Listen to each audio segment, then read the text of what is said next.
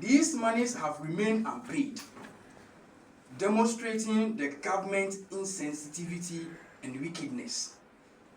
The government, particularly Dr. Mahmoud Bawumia, has exhibited lack of concern for our welfare.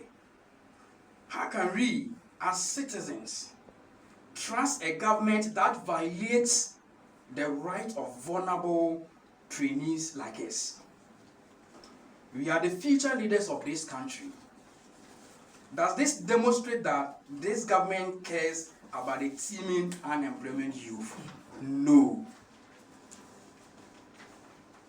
Friends from the media, Dr. Mohamed Bawumia, His Excellency, in his campaign trip on June 2nd, 2024, in the Volta region, when questioned by a chief about when he would pay trainees arrears, quickly promised to collaborate with the Finance Ministry to release funds for payment as soon as possible.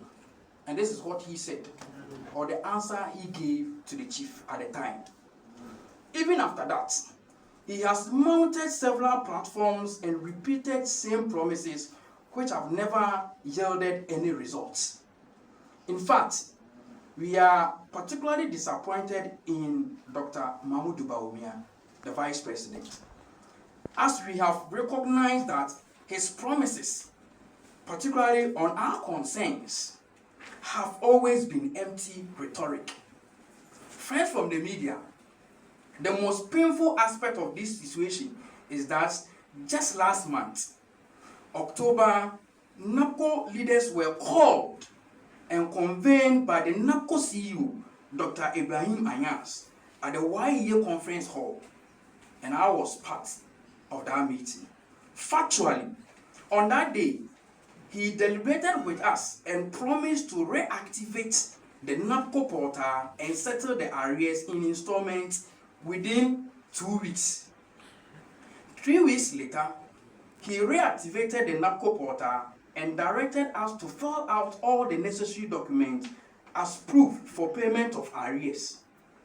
Many trainees traveled and spent a significant amount of money on transportation from the various residences to the institution where they did their NAPCO, just to have their documents endorsed.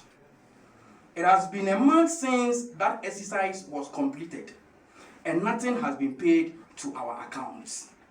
This is a clear deception by the government towards vulnerable NAPCO trainees.